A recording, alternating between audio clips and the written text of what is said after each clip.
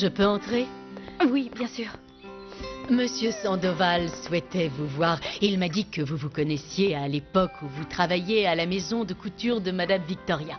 Oui, c'est exact. Je connais Monsieur Sandoval depuis cette époque. D'accord, alors je vous laisse bavarder un peu. Merci. Donc, cette garde-robe est pour ta femme? Ça n'a aucune importance. Je cherchais seulement une excuse pour te voir. Ah, vraiment, en m'humiliant encore une fois? Et tu t'attendais à ce que je réagisse comment en apprenant que tout ce temps, tu t'étais fichu de moi, hein? Que depuis tout ce temps, tu protégeais ta super copine qui est dénuée de toute morale et de toute décence. Tu nous as mis en danger, Maria.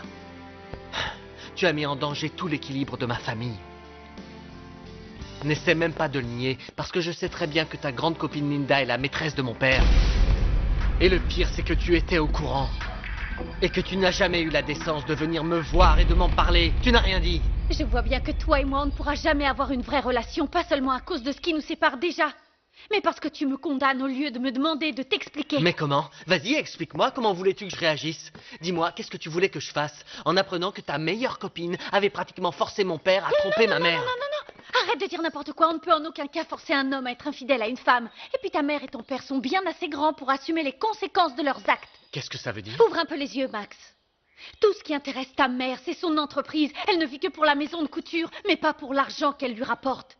Plutôt parce qu'elle prend plaisir à contrôler la vie des gens qui travaillent pour elle. Je ne suis pas heureuse de ce qui lui arrive. Mais elle l'a mérité. De la même façon que ton père mérite d'avoir une femme qu'il aime, qui s'occupe de lui, qui prendra soin de lui. S'il ne l'avait pas fait avec Linda, il se serait trouvé une autre femme, parce que c'est quelque chose que ta mère lui a toujours refusé.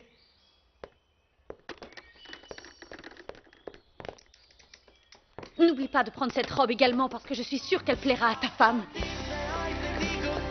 Mon Dieu. Comme j'aimerais pouvoir la détester.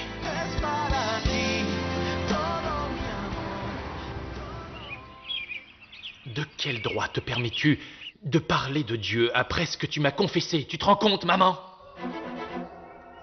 Comment peux-tu continuer de refuser d'avouer à Victoria que Maria Desamparada est sa véritable fille et qu'elle se trompe à propos de Maria Magdalena?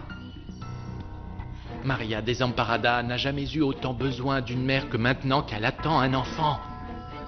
Je te demande, je te supplie de ne pas la priver de cette chance. Mon fils, si c'était le dessein de Dieu que Victoria découvre qui est sa vraie fille, il aurait déjà trouvé une divine façon de lui faire savoir.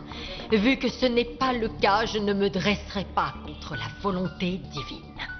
Mais je crois que les secrets entendus en confession ne devraient pas faire l'objet de conversation. Tu as parfaitement raison. Mais te moques-tu réellement de ne pas avoir mon absolution parce que tu as refusé de te repentir? Tu n'es pas inquiète de savoir que Dieu ne t'a toujours pas pardonné et que tu vis dans le péché? Je n'ai pas besoin du pardon d'un curé. Même pas du tien. Mon Dieu m'a pardonné, et si je continue de garder le secret que je t'ai confessé, c'est parce que Victoria ne mérite pas de connaître la vérité. Maman, je t'en supplie. Ma fille souffre et je souffre avec elle. Tais-toi, blasphémateur! Comment oses-tu parler ainsi? J'ai honte de tes paroles et je suis terrifiée à l'idée que Dieu te punisse. Alors tes cauchemars ne te font donc plus peur? Tu ne te réveilles plus la nuit à hurler à cause de tes tourments dans les feux de l'enfer?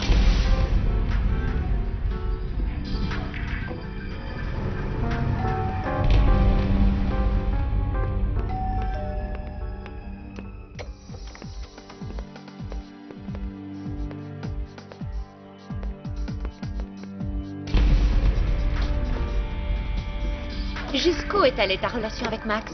Si ça vous intrigue autant que ça, pourquoi ne posez-vous pas directement la question à votre mari? Mon mari ne veut pas parler de certains détails. Il est plein de tact avec moi. Il m'a tout de même dit que tu n'avais absolument pas compté dans sa vie, que tu n'avais été qu'une aventure. Il s'est amusé avec toi quelque temps pendant mon absence. Bien sûr qu'un jeune homme aussi beau que lui a besoin de se soulager. Et tant qu'il y a des filles comme toi pour satisfaire à ses besoins, tu vois... Je vous interdis de dire ça de Maria Desamparada. Toi, te mêle pas de ça. C'est la maison de Maria Desamparada et elle n'a pas à supporter vos insultes.